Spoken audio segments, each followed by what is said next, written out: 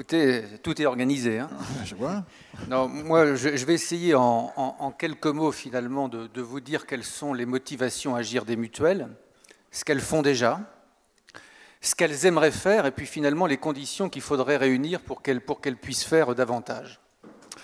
Alors, quelles sont les motivations à agir des mutuelles? Au risque de vous surprendre, la motivation première, ce n'est pas une motivation économique, mais ça réside, j'allais dire, dans l'objet social des mutuelles. Et comme on n'est jamais aussi bien servi que par soi-même, je vais vous lire les statuts de la mutuelle que je préside. Et l'objet de la MGN, la mutuelle, c'est dans l'article 1 ou 2. C'est pas 372 pages. C'est de favoriser le développement culturel, moral, intellectuel et physique de ses membres et l'amélioration de leurs conditions de vie. Alors pourquoi je dis ça? Parce que pour nous, si vous voulez, le sujet majeur, c'est la santé ou la pratique physique adaptée, le sport, pardon, ou l'activité physique adaptée, c'est une révolution pour la santé de tous, avant d'être naturellement une question purement économique. Et encore une fois, dans l'histoire des mutuelles, cet objet-là est bien présent. Et puis, naturellement, il faut que je le reconnaisse, la question économique.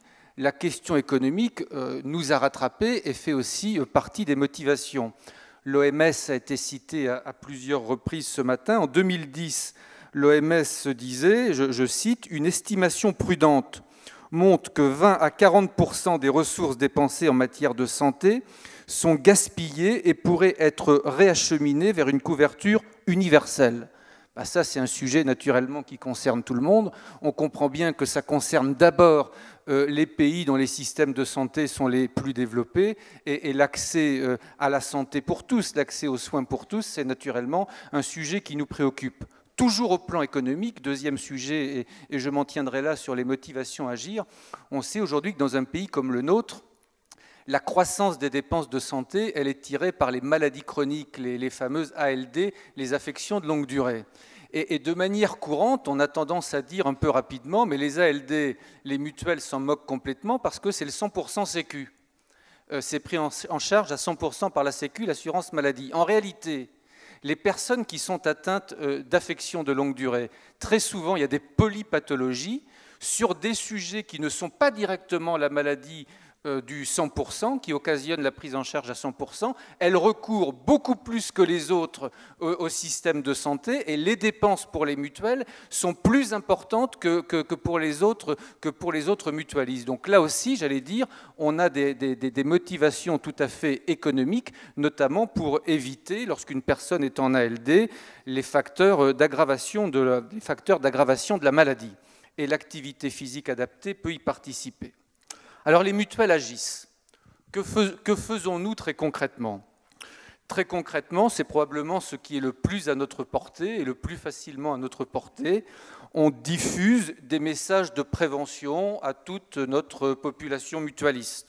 Alors pour ça, on n'est pas très originaux, on a plusieurs vecteurs, on a la presse mutualiste, parce que les mutuelles ont un lien très fort avec leurs adhérents, et puis on a aussi naturellement les nouvelles technologies de l'information et de la communication. Je pense à tous nos sites internet, et je regardais ce matin avant de venir, si vous allez sur le site MGN, on a des modules de prévention, et j'en ai identifié 4 ce matin rapidement. Il y en a un qui s'appelle « Mon cœur fait boum », l'autre « Bien gérer son stress », le troisième « La santé après 50 ans », le quatrième « Pour en finir avec le tabac », et sur ces 4 modules de prévention, parmi d'autres, il est explicitement fait référence aux bienfaits d'une activité physique adaptée ou d'une pratique sportive.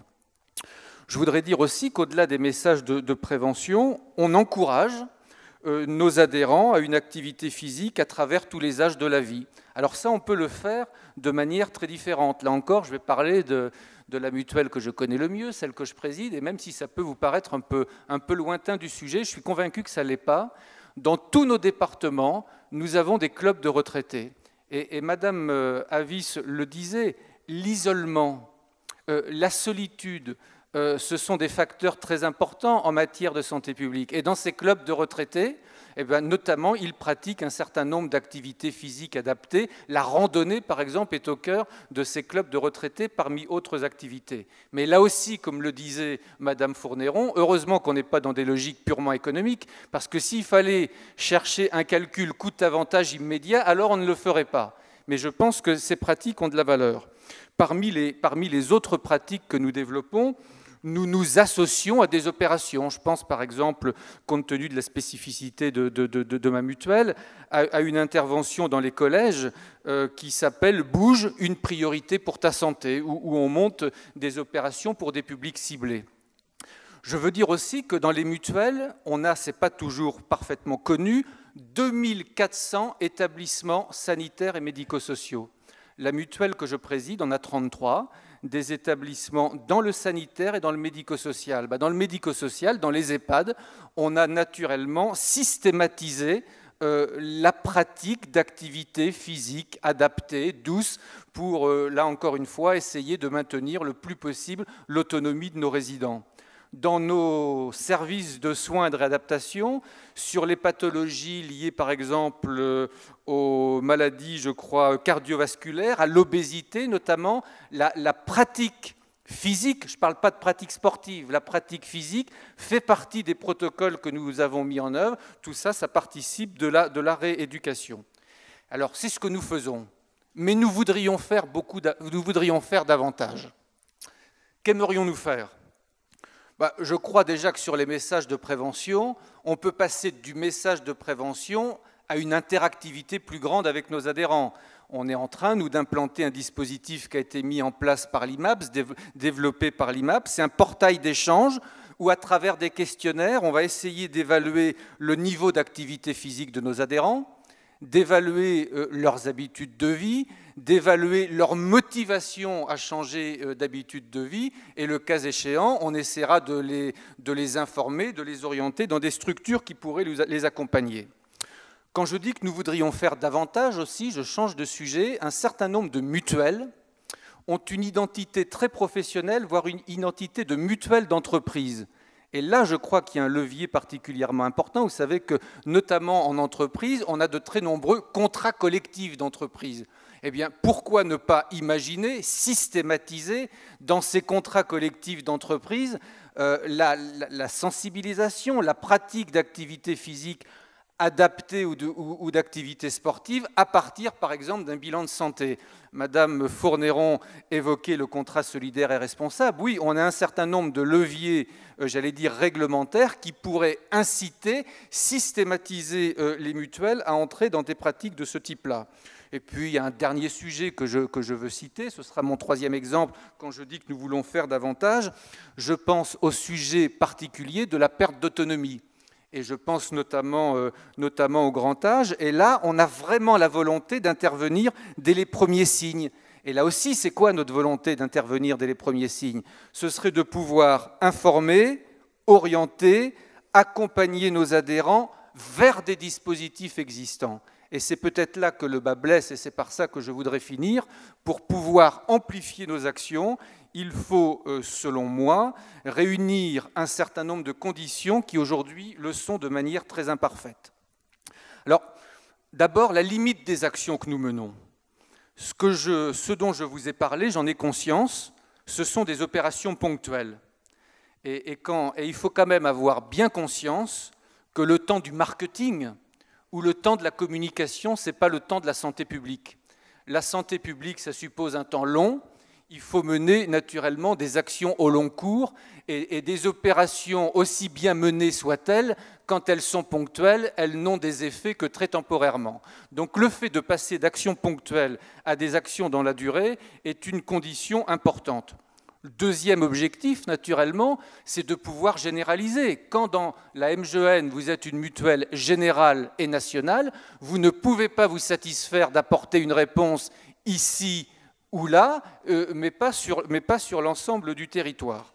Alors on m'objectera qu'il faut regarder là où nous en sommes et qu'il faut commencer par expérimenter. Alors moi je dis oui, expérimentons, si l'expérimentation c'est bien d'emblée conçu comme des prototypes qui ont vocation à être généralisés. Parce que sans ça, on se fera plaisir, mais on ne changera pas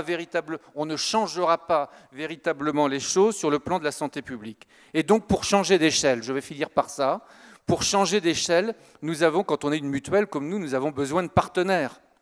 Nous avons besoin des professionnels de santé. Ce sont naturellement, on ne va pas se substituer, un organisme comme le nôtre ne va pas se substituer à la responsabilité des professionnels de santé. Dans le dialogue singulier, dans le colloque singulier du médecin et son patient, le médecin, le professionnel de santé a un rôle déterminant. On a besoin du monde sportif. Je sais qu'Alain Calmat y travaille beaucoup, mais il faut, quand je disais changer d'échelle, il faut que chaque discipline s'engage. Il faut qu'elle nous dise ce qu'elle peut apporter dans telle ou telle pathologie. Il faut qu'elle nous dise quelles seront les conditions de pratique adaptées qu'elle propose. Il faut qu'elle nous dise concrètement quel sera l'encadrement, qu'elle nous dise concrètement comment tout ça sera évalué.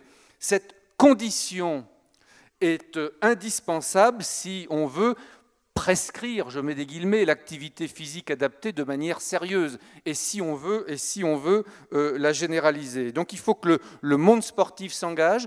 Je crois que d'une certaine manière, le monde associatif aussi, je pense à l'exemple des aînés ruraux, les clubs de randonnée, je pense aux réseaux de patients, je pense par exemple les réseaux de patients diabétiques, etc.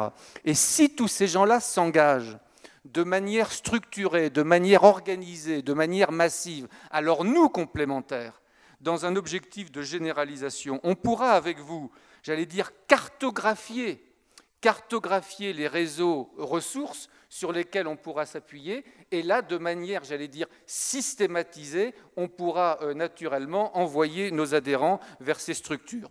Et puis mon tout dernier mot, ce sera pour dire, je vais finir sur l'économie, que même mutualistes, nous sommes aussi des assureurs. Et je crois que comme assureur, il faut investir davantage que ça n'a été fait jusqu'à présent dans des études qu'on qualifiera de médico-économiques ou d'actuarielles. Il y en a déjà beaucoup qui sont menées, mais je crois qu'il faut encore investir beaucoup parce que l'assureur, fût-il mutualiste, il se posera à un moment donné deux questions. C'est quelle tarification de ces garanties nouvelles, si on veut l'inscrire dans des garanties assurantielles, et quels bénéfices économiques attendus. Donc voilà à peu près ce que je pouvais dire.